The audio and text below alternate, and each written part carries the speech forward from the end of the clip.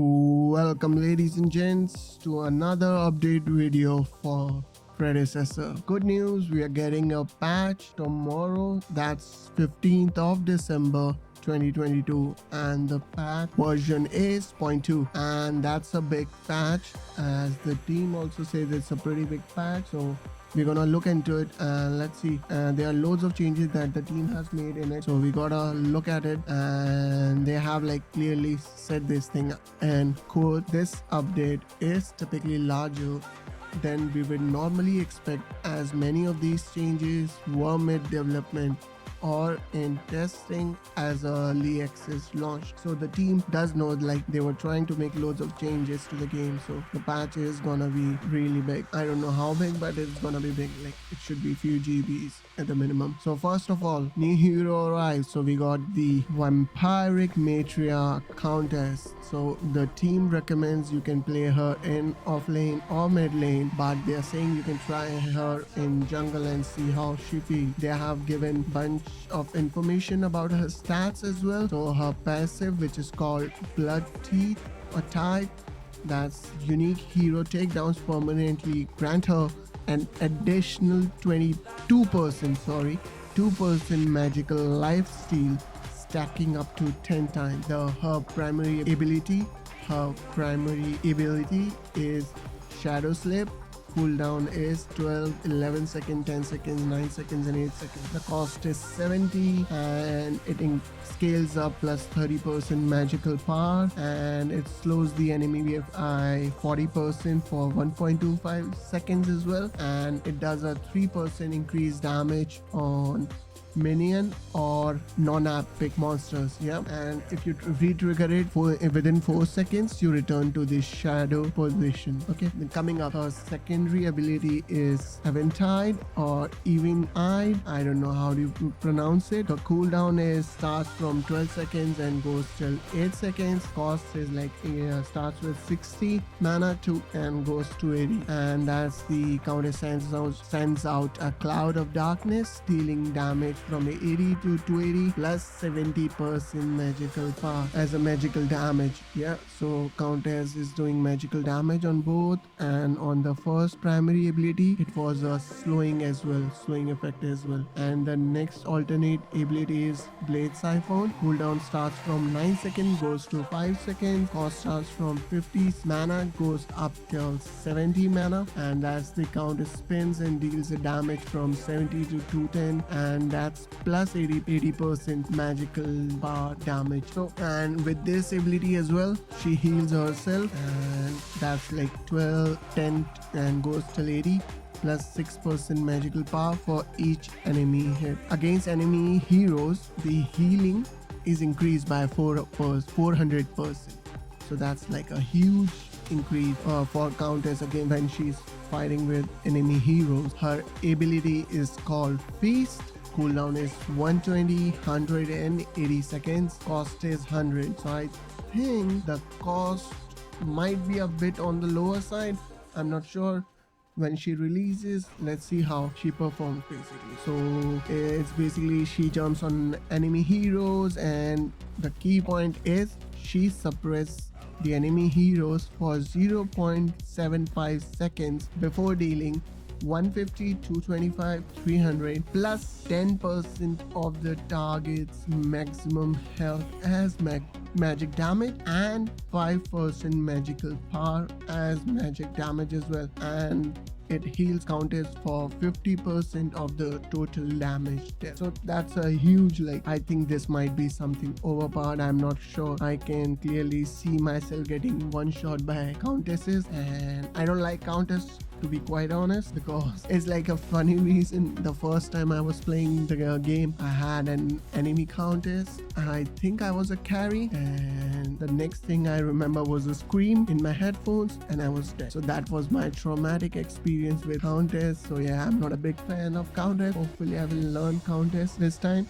Coming up, they have like made loads of changes as well. The next one is they have brought in custom matches. So you gotta have your in the menu you have your option for player versus player practice, co-op versus other AI is still not activated, and then you got your custom match. You get your own key, and everybody needs to have the key to join the match. So it's a pretty straightforward thing. And the good thing, like the quality of life change that I am really happy about, is players can now report other players via the in-game scoreboard, and that's just during the game. You can't still report players after the game has ended, but you can from the scorecard. Basically, you press tab and then you will see a red mark right next to the mute option, and if you press it, and then it's gonna ask you for a number of reasons: report player, then their name and what they have done, and then if you want you can provide further information and then simply send the report. So that's a pretty good feature they have done. The next change that they have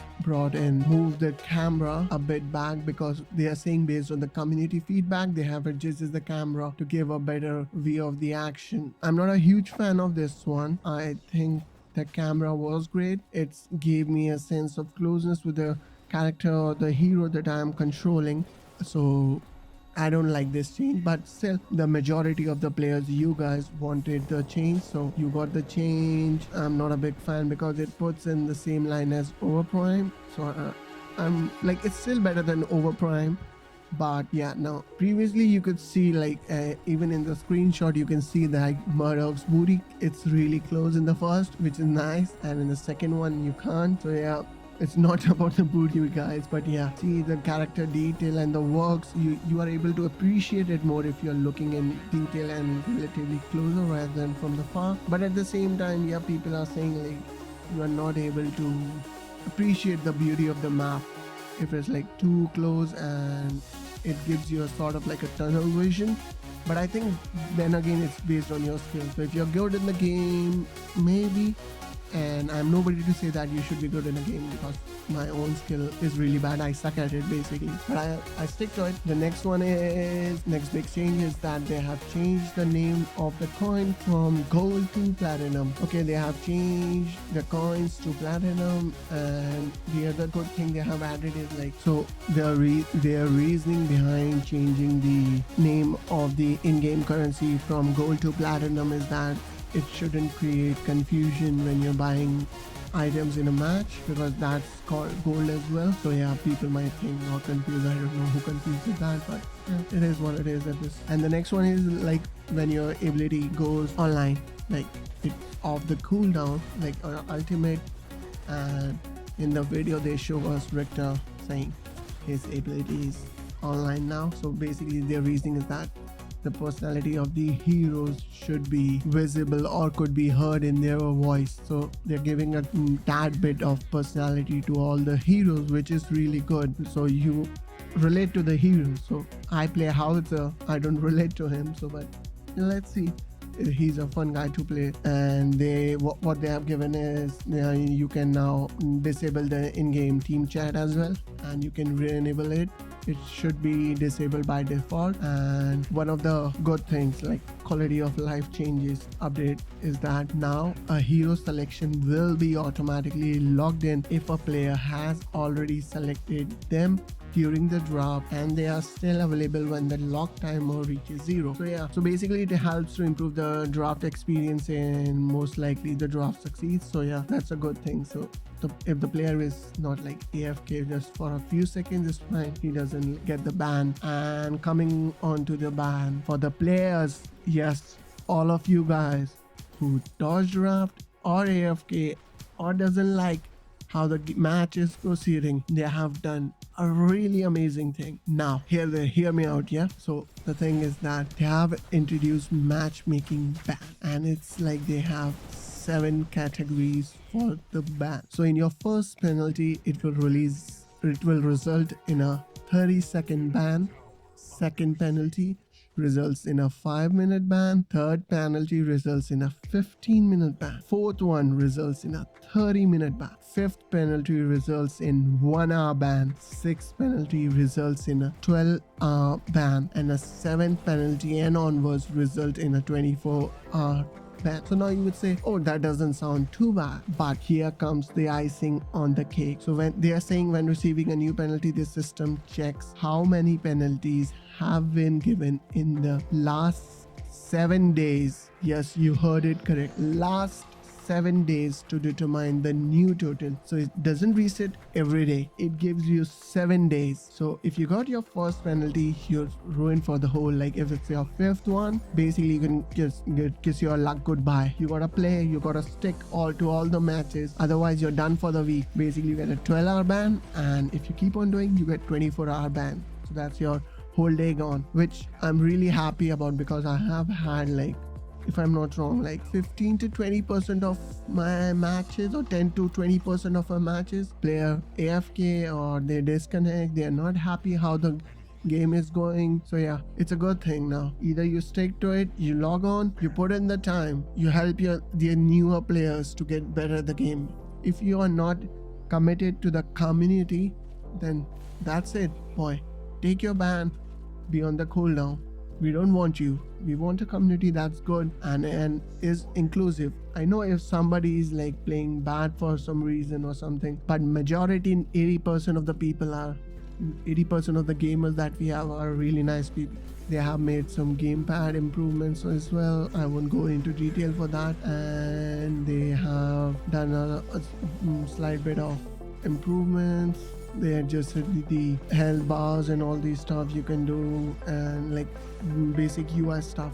They updated slight bit of improvements and all these stuff to the UI, help you out with the notifications and all those things. So the next major update comes for the balance update. So for, according to them, Omega, they are saying like the average winning rate for all of the heroes is like basically 47 to 54%. It lies between there, which they're happy with it, and I think it should be okay. So what they're saying is not one particular hero is like super going like 70s 80s%, but rather all of them are like in between 47 to 54% now. And what they're saying is heroes with magical power scaling deal 50% of their magical power as tower damage instead of using a hero basic attack skill. And now comes the nerfs and buffs for hero. Boom, boom, boom. So ladies and gentlemen, are you ready? And yes, first and foremost, Crunch is getting a nerf. So all those people who are annoyed with Crunch, you can be happy now, he's getting nerf. So basically they're saying Crunch has been a terror since EA hit. However, we want to retain his high uptime playstyle to keep his unique flair among the roster brand, blah blah blah blah blah, and these are things. So all those things, like what they have done is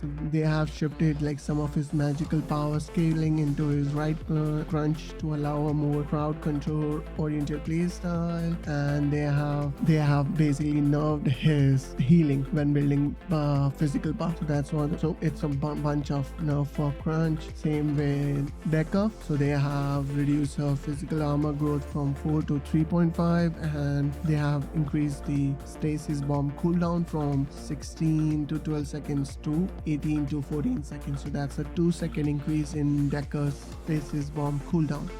What they try to do is basically make her a bit less durable in the later stages of the game, because like if you catch her unintentionally somewhere, she's easily able to escape out, which isn't usually good for a support character. And then we come on to Drongo. So they are, Omega really accepts like Drongo is on the weaker sides of ADCs, so they are giving a large quality of life buff to him. So basically to his ultimate from getting cancelled out too early and granting him some skill expression in team fight. And basically they have given him some buff to his cooldown as well, so that his abilities are available more often. For example, red rounds cooldown, they have reduced it from 16 seconds to 14 seconds, and sharpnel cannon cooldown decreased from 110 to 90 to 100 to 80 seconds. Sharpnel cannon now provides 0.5 seconds of CC immunity when casting. So during those 0.5 seconds, you can't get CC. So which is good. And next comes like Fang Mao. They are happy with how Fang Mao has been doing, and they have removed a bug stating that the hamstring description now correctly states that that's a 25% reduction of reaping dash cooldown, and Fang Mao's safeguard now resets his basic attack timer as well. So basically they are happy with Fang Mao, no huge changes. And next comes my character. I have been playing loads of it.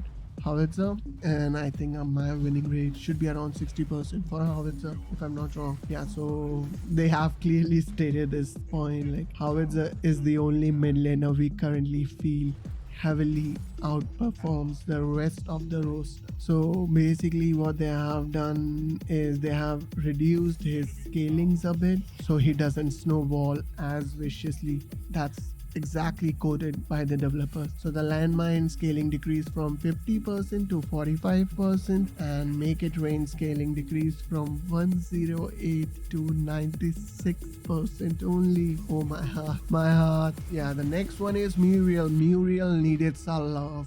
We all knew that. Muriel was like really underpowered in terms of support right now in early access, and it's a good thing that developers agree with us. So basically what they have done is their prophecy is getting the item prophecy, they have nerfed it a bit. So because of that, what they are saying is we are buffing up her shields, so to help with the carries. So Serenity projectile radius has been increased by 33%, which is huge, and consecrated ground based shield increased from 90 to 270 to 100 to 300. So that's like 30 towards the higher side, and on the lower side it's like a 10% increase, and alacrity based shield increase from 40 140 to 50 and 170. That's like a 30% increase towards the higher range, towards the latest stages as you want. And another character that's getting nerfed a bit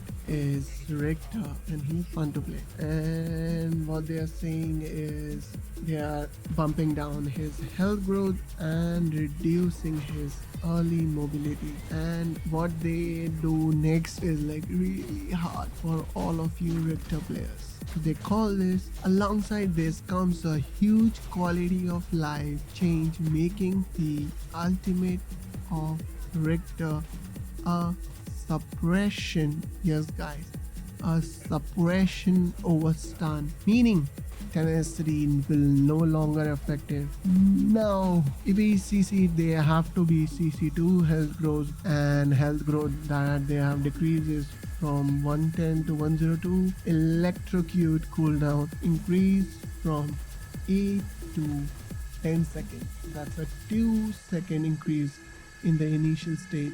It goes till 8 seconds in the lower one, but yeah, not fun. And skewer stun changed to a suppression, which isn't good. The next character is Sevarog. For Sevarog, what they have done, they have health scaling from Reaper of Souls a tad bit down. They're reducing it because they feel like he's coming online too fast. So they have updated the items for Sevarog, and Reaper of Souls health per tier decreased from 60, 80, 100, 120 to 40, 70, 100 and 130. Oh yeah, so I feel like majority of characters are getting a nerf. The next hero is Pharaoh, and she is getting a tad bit of buff, as because what they are saying is Eviscerator has been nerfed a bit, and since she needs DPS to function, they have like bumped down Eviscerator, so they are buffing up her heightened senses, so she may opt in to go into defensive crest options, and they have buffed her piercing arrows to match the current basic attack projectile speed. So heightened sense attack speed increased from 20, 25, 30, 35 and 40% to 30, 35, 40. So that's a 10% increase throughout the whole range. And piercing arrow projectile speed increased from 11,000 to 18,000.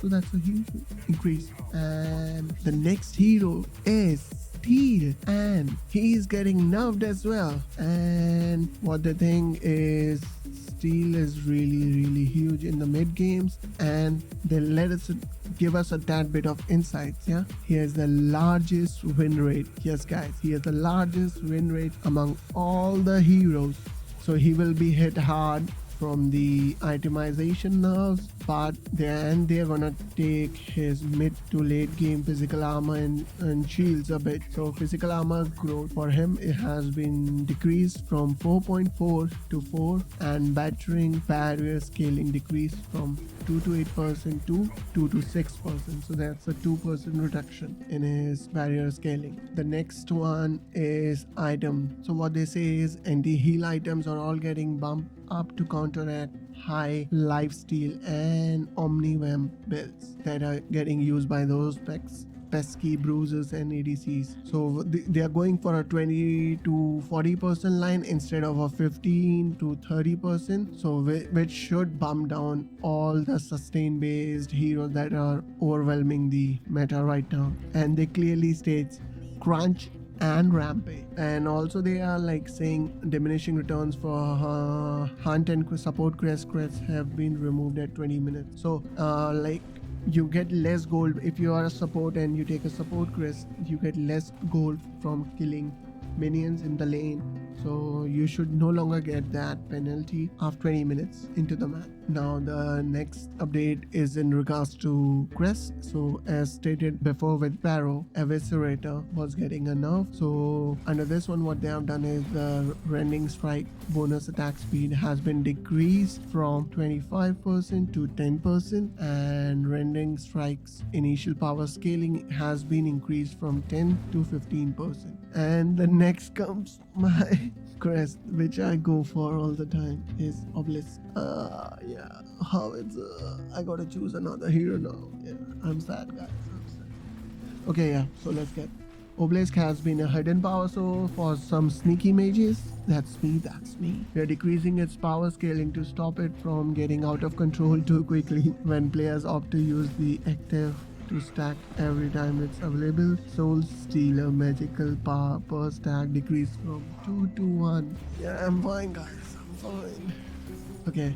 And in tier 2 we have the horn plate. So blighted skin healing reduction increased from 15 to 20%. So they are buffing the anti-heal items since they want to create a balance with the anti-heal and the heal and reduce the sustain of heroes like Crunch and Rampage as stated earlier. And they also brought a nerf to Luxshaw. So what they have done is Colossus health per stack decreased from 4 to 2, and Colossus maximum stacks increased from 100 to 200. Colossus ability haste at maximum stacks increased from 10 to 15. So yes, they are nerfing quite a bit of items. Serrated Blade, Blighted Strikes healing reduction from 15 to 20%. Burst Fog, Blighted Spells healing reduction from 15 to 20. So they have done quite a few of changes in the items. They have like loads of change. So I'm gonna go like on few of them. So people who are using Ashbringers, they might be happy. So attack speed has been increased from 20 to 25. Same with Tainted Rounds. It has been buffed up. For Assassin, the Perforator has also been given a small buff. Mutilator, it's getting enough because people were going ham with it. The physical power in Mutilator has been decreased from 45 to 40%, and devour person health damage decreased from 1.5 to 1.25%. And Prophecy, that's a gain my item. A small nerf to stop Prophecy being an easy slot in for high DPS in the standard mage builds, also to prevent Muriel abuse as she was haste ability scaling decreased from 35 to 60%. Tinted Spectre is been buffed since it's an anti-heal item, and for support Tainted Totem has been given a bit buff and a slight bit of nerf at the same time. So physical armor decreased from 40 to 35. And now comes for tanks. Fire Blossom. all those people who are using. So health decrease. The most reliable first option for tank is providing a little too much speed with that fire. So we are opting to hurt its defensive capabilities to keep it as a strong offensive option. The health decreased from 275 to 225, so that's a 50 reduce. Like a number of 50 reduce, not a 50%, like a 50 reduce. The next one is Leviathan. Again, one of the items that I use. Why Omega? Why? I play a really tiny bit of the heroes, like small portion of the heroes I'm good at it, and the rest of them I'm really bad. And you are nerfing all the heroes and items that I use. Come on! So the Leviathan also get a nerf. Colossus health per stack decreased from 42. Maximum stacks has been increased to 200. And ability haste has been increased from 10 to 15 at maximum stacks. So now comes changes to the jungle. Fangtooth.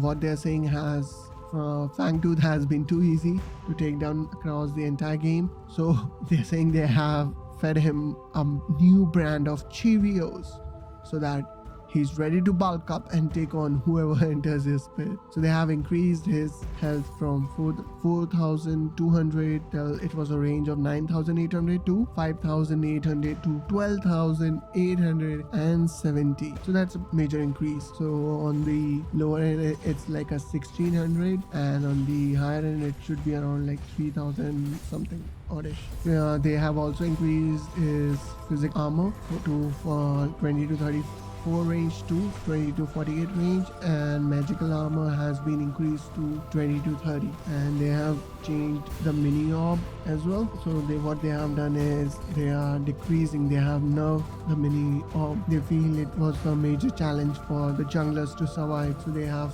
decreased its basic attack damage a smidge to prevent any unlawful executions, and physical power has been decreased from the range of 60 to 340 to 60 to 270. So that's like a decrease of 70 on the higher end. And after that there are a bunch of bug fixes. So for Crunch, Decker, Drongo, Fangmao, Frey, Gadget, Gideon, Crux, Kalari, Chimera. So starting from Chimera, Little Bellica, Murdoch, Muriel, Rampage, Richter, Steel, several of all these had like minor bugs. So they have been fixed, and there are now some bugs related to items that have been fixed as well. And after that there are loads of bugs, like a good old 20-25 minor bugs, just like fixed a bug where heroes spawn facing the wrong way. All those fixed a bug where hero could teleport outside the map, fixed a bug where core under attack voiceover was not playing correctly. So all these like quality of life bugs have been removed from the game now, or hopefully have been removed once the patch goes live tomorrow, 15th of December. So all in all, some of the characters like major, like all of the heroes, I would say 70% of them have got a nerf, and heroes like Muriel, Drongo have been given a buff. So heroes like Howitzer, Crunch, Rampage, Richter, Severoth, and Steel have been given a nerf, and heroes like Sparrow have been given a bit more buff to keep fighting with it. Hi guys, this is Post Edit Ghoul, and just a quick update about the patch. The patch has gone live, and it is pretty small in size as compared to what I was thinking. It's around 1 GB. So if you guys want to know more about the patch, I have linked the patch notes in the video description, so you can check it out yourself. I appreciate all the views and love that you guys have been showing me recently, and I really appreciate it. This is your boy Ghoul signing off. Take it easy and see you guys in the next one.